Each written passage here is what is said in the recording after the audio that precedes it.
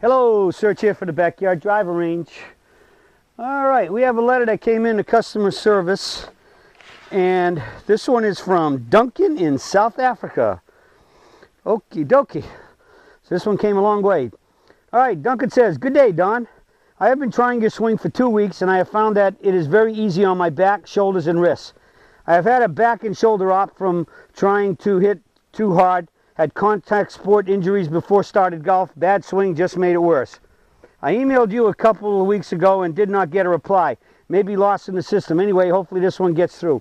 They usually always get through. It's just that sometimes it takes time to get it to this point where I do a daily, because I get a lot of them in, and then even once I make some and I send them in, they have to be edited. Then they have to be sent to Ari.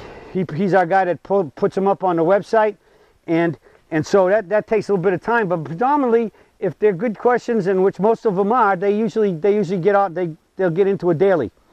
All right. So Duncan goes on to say, "As much as it is easy on my body, it is just not working. I hit huge slices and pulls. I can only imagine I am overswinging or overturning. I have not had the chance to go to the range and figure it out. Possibly you could advise me on a shortcut. It feels like my hands are way above my head. Should it feel like this?" That's the point I'm going to address. Okay? "I really like the feel of your swing and really want to make it work. Please advise. P.S. I had 2 disastrous rounds, and as you said, everybody was trying to help and get me to turn my shoulders, etc., etc. But I stuck to it. Unfortunately, not with good results. Help." Duncan from South Africa. All right, I want to make a comment about that first, in the sense that I do fairly often get folks to realize that it's amazing how people many times see that you have a different swing and different than what they're used to seeing, in terms, because 98%, 99% of all golf instruction for the last 20 years has been rotational, and that's what the majority of what you see on the PGA Tour, the LPGA Tour. That's what you'll see at golf courses, because that's all that's been printed and talked about, and in fact taught in seminars for the last 20 years to PGA golf professionals. Says we all have to go and get recertification credits, and most of us will do a lot of it in instruction. So it's been a one-sided coin for 20 years. Now, the point is, the one that blows my mind is not so much this one where Duncan said, "Hey, everybody was trying to get me to turn more," and all the other things that go with it, because they're noticing you're not turning. But on the other side, I can't tell you how many times I get these same comments from students, and I think you've heard me read it a number of times, how they say, "I'm hitting the ball great, and I hit one bad shot, and my buddies jump on me, but they know that I'm taking a less turn and I'm playing some of the best golf, shooting the best scores I've ever saw, but they don't ever say, 'Wow, what are you doing, and why are you doing it? It looks like it's really helping. What do you think?'" No, it's just they only reserve the ultimate comments to tell you that you're doing it wrong and you need to go back and start making a bigger turn and everything. The only thing basically they know. So you got to stick to your guns and not let anybody bother you and twist you and turn you the wrong way, down the wrong path. All right, getting back to your problem. First off, you said if I could give you some, do you have any shortcuts? I'm going to start saying there isn't really any shortcut. The best shortcut is always education and perseverance and hard work. All right, now we learn to swing a lot faster. You've heard day after day, daily after daily, where people say, "I learned this really quick." It's the easiest swing to learn, but you still got to learn it. But the first thing you have to do is you have to know what it is. And so I'm saying that if this is true, you've only been at it 2 weeks. The fact that it's already showing you that it doesn't hurt your body is going to tell you it's right for your body. All right, and so the key now is it gets even more correct when you start doing a lot of things correct. So you need to get into the foundations manual and learn all the critical issues about what separates us from everybody else. So this is a two-sided coin with golf right now. There's rotational, that involves rotational swing, and all the other things out there, the stack and tilt and most of the other things. They're over on that side of the street, on the sidewalk on that side, and we're basically on the sidewalk on this side, and there's that chasm in the street in between, with all that traffic in between, that most of it is not good either. So you got to know what differentiates the peak performance golf swing for all the other swings, and that's in what happens in the setup and in the swing. The foundation manual will explain a lot of that stuff. There's another little thing called a peak performance swing book, all right, and I think they call it it's got some other name, but it's a small little book about this big, and it's like 18, 20 pages, and it details every position of the setup, and then every position of the swing. Like at setup, then here, then there, and then here, and then there on the way down, here at impact, all the way through. And you're going to see and there's numbers on points with arrows pointing to different parts of my body and different things of the swing. And everywhere you see my logo right here, which is the medical catechist with the golf ball on top, that details, that is for saying that number, that point in the setup, or that position in the setup, or that point in the swing is critical for making a peak performance golf swing, where we're on that side of the street and everybody else is over there. So if you really want to learn the swing, you got to learn those points. So that's the education part. Then there's there's so many other videos on the site, and there's other manuals, and there's but like videos about the swing and the ultimate alignment video. Alignment is critical. That's always, it could be a big issue as to swing problems.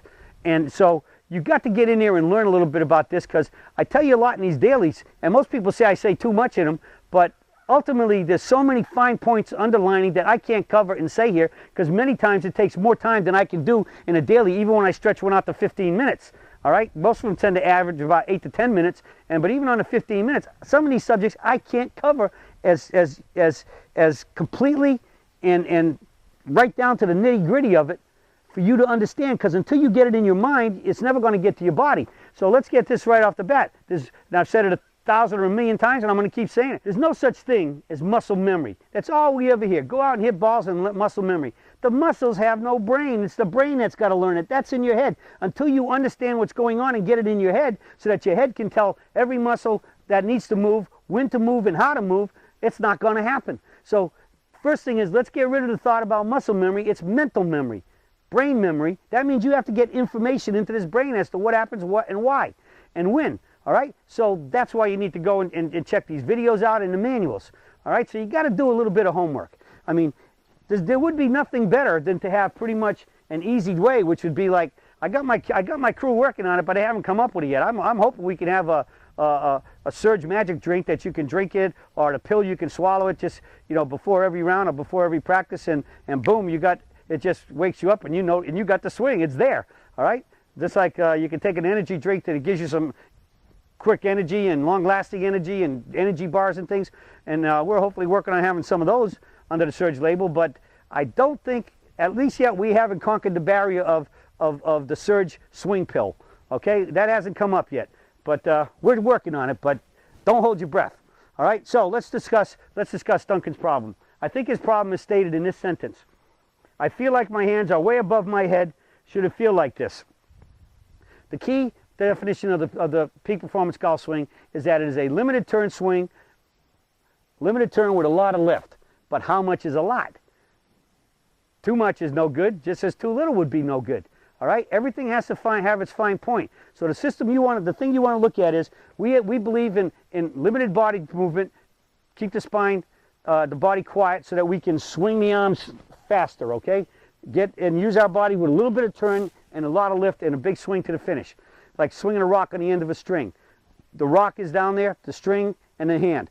This is the rock, this is the string, this is the hand, the same symbolism. So we want to hold the body more, like as the rock goes faster, the hand moves less. Well, this is the symbolism of the hand. So we hold this more in the catcher's mitt, up the tree, in the mitt, and up the tree, and we can swing our body faster. But the key is the wide knees outward pressure helps cut down the amount of turn, helps keep the knees level and stable, which is now going to keep the hips level, the spine level, the head level. So you have to remember, the thing involved here is your spine is the critical thing you have to pay attention to. Your knees and your spine. All right? Now your spine, the center of gravity of your body is at the base of your spine. The center of your swing is at the top of your spine. So if you want to make a good swing, you have to stay relatively level, so that if you start here, your body will be in a position to return the club back there. But if you're moving your knees too much and moving around, and all of this stuff, you might as well be trying to hit a ball standing on a waterbed. All right? And so, or trying to hit a ball on a ship, on a boat out there in the water, and there's big waves, and if you're going up and down like this, it can't happen. You need to be as quiet and still as you can, so you can return where you start, you return it right back there. And so concentrate on your hips and your spine, but mostly your spine. Keep your knees wide, outward pressure, resist them going back. You turn in the catcher's mitt, left arm and shaft, forward arm and shaft over the toe line, straight up the tree. Now look, I can swing to here with no problem. What happens if I keep lifting? Once my shoulder gets into my chin and I keep lifting, it's going to pull my head up and forward, which takes my spine forward, and now I'm ahead of the ball. So if I stay there there's all kinds of problems that can happen for that. If I come ahead and try to come back, I got the whole other side of the problems happening, from anywhere chunks to thins to rights to lefts to whatever. It's like a can of worms because you've lost your levelness. All right, we get that through the knees, maintaining the spine. So you just want to make sure you can lift as high as you can go. Again, you can go too short, and then you can't develop enough power. You might be able to hit a dead solid straight all day, but it's just going to be playing. You better be playing a short par 3 golf course. Okay, so you have to find that point of optimum lift where you never lose your spine angle. So we get in here, get into our preloaded heavy right position, and you just keep your knees wide. Bang, you hit it. And if you stay really level, you can do this. And there's plenty of Surgites out there who've come for private lessons with me, and especially golf schools and some clinics that I've done, where I stand here and I hit a 7-iron off the ground. Sometimes I tee up a driver about that high off the ground with a super high tee, and I stand here. I get into my posture. I close my eyes and hit the ball. I have never whiffed yet. That was a tweak to the chubby side, but I got it. Why? Because at that point I concentrate on two things: keeping my knees still and making sure in my mind's eye, I'm picturing in my mind's eye, my knees are still, my spine's staying the same. So if I don't move, the club has to come back to the ground where the ball is. All right? So lift is great, but too much is bad, just as too little can be bad. But in the end, too much lift will always hurt you a lot more than too little lift, because at least too little, you hit the ball and you hit it relatively straight and control, but not very far. But when you lose your spine angle, anything and everything could possibly happen. Okay? So the spine's the thing. Maintain your spine angle through your wide knees, outward pressure, and you'll be hitting much more solid, straight, and longer. That's it for the search for today, and I'll be talking with you all again soon.